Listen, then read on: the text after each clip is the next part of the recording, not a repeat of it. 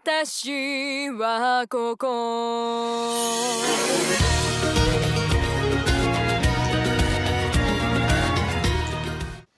Hi guys, so this will be the first day of 12 Days of Anime. After this, it will be done in no particular order, so do bear with me while I try and figure out as to where I'm going to go with this. So today I'm going to explore, well, just a disclaimer for the 12 Days of Anime. I understand in specific moments in anime. I'm quite forgetful when it comes to anime, so I will try and pick out some segments that if I can remember them, but it pretty much will be 12 anime that I've enjoyed throughout the year, and maybe there's a theme behind them, like this one. This one's airing anime, so I will try and pick specific segments, but we'll see what I can do, especially if it's spoilerific kind of thing, because that tends to be how I remember them, if they're keen and interesting, which tends to be spoilers. So starting day one, we're going to go with airing anime. The reason being is because typically I don't watch airing anime. I tend to skip airing anime on the emphasis that I prefer very much to binge.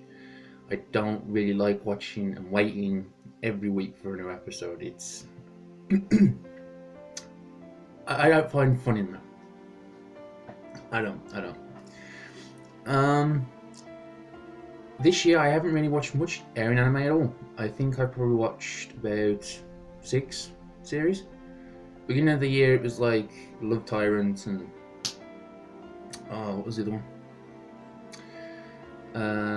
Hajime no Gal, I think it was. Again, something just fun that I can watch, sit and watch and switch off.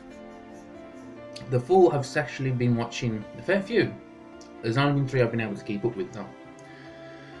And the one I want to specifically talk about, or mention really, because I can't remember too much about it. I haven't seen it in about 3 weeks, unfortunately. Very much busy with other things to do. But I'm hoping to get back and watch it next week and binge for like 4 episodes. Is Ancient Magus Bride. I watched the OVAs and I wasn't too keen on the OVAs to begin with. But as the main series started to unravel, I very much enjoyed Ancient Magus Bride. And over the past couple of months, I haven't been very much taken with anime. It's been quite it's been a bit of a battle for me to be actually interested in anything related with anime, unfortunately. I even took a break about a month ago for 3 weeks because I was literally forcing myself to watch anime. And I just wasn't enjoying it. I think that was probably due to the fact that I was watching series that I just really wasn't getting engaged with, because recently I've watched 2 or 3 series and I've been like, that actually wasn't bad, I actually rather enjoyed that. Ancient Magus Bride, on the other hand, is a prime example of why I don't watch airing anime. Because it's very much that one more episode syndrome. You want to watch the next episode pretty much effectively immediately. And if any of you have been watching Ancient Magus Bride, there's been like 1 or 2 episodes where it's just like it ends on a cliffhanger or something, and it's just like, where's the rest of it? It's like, no, because where's the next episode? And I was like, how dare you leave it just there? But you know, that's obviously for enticing you to come back and watch the next one. I think one of the main draw points for Ancient Magus Bride really is just the whole fantasy genre of like being in, where is it, like West London or something like that, but like in the country, and like this fantasy countryside world, and it's just like it's very much fantasy driven with fairies, talking cats, you know, and what Chisei has to do. Is it Chisei? I believe it's Chisei. Like I think in one of the episodes where she's got I don't want to say exorcism, but it's like there's like this manifestation growing somewhere in the forest, and she has to go cleanse it, and you get to this backstory of what originally caused this manifestation, and it tackles a subject of like love. That's someone that was manipulated to do an evil endeavor to save their loved one, but turned out to be complete false, and it turned out to be an experimentation. behind the intentions of what this person led him to do. It very much reminded me a bit of Kame ga Kill at the beginning, with the whole family sequence, if you've seen the Kame ga Kill. I suppose that was a highlight, really, I suppose, at the moment. But the main core emphasis is that I don't usually watch Eren anime, and for one to captivate me as much as it has, Ancient Magus Bride does make a highlight for 2017. I'm looking forward next week to sitting down finally and watching, catching up with Ancient Magus Bride. I'm looking forward to it. Pizza as well while I watch it. It's going to be fantastic. It's going to be brilliant. I'm really looking forward to it. Other Eren anime I've seen, currently watching anyway. I recently finished MMO Junkie. I used to be a massive MMO fan. I would love to get back into MMOs. I mean, you can see World of Warcraft there in the corner, and Sylvanas next to it. I very much used to play World of Warcraft all the time. When I was a teenager, I absolutely fell in love with the game, and I would literally play it non-stop.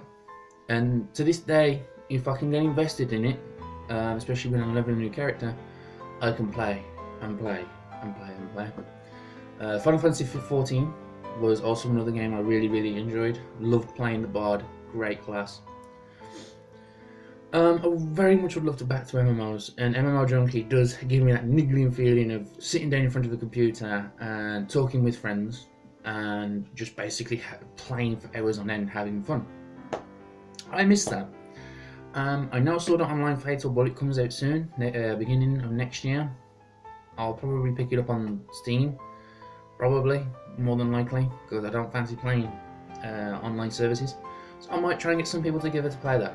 So if you like Sword Art Online, plan to get Fatal Bullet, give us a bell. PC probably though. And the other one was Blood Bucket Battlefront and Beyond. Great series, very funny.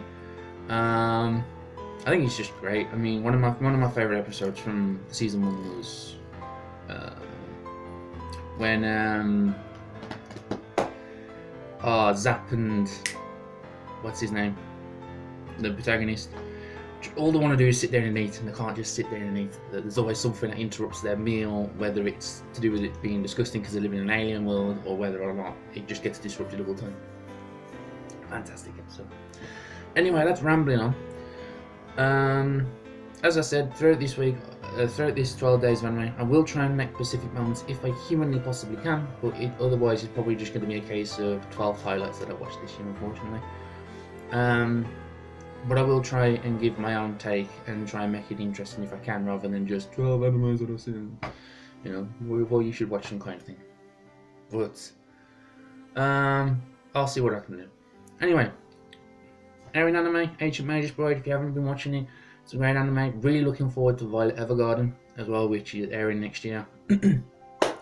That looked great. I'll leave a link in the description for the PV. They've released a new one, I believe. I had a link earlier from a friend regarding that trailer.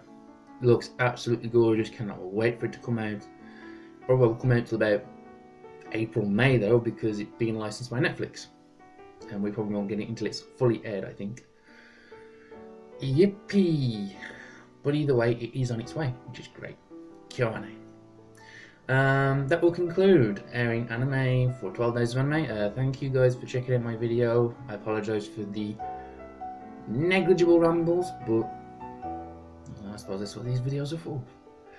So, thanks for checking out my video, and as always, take care, have fun.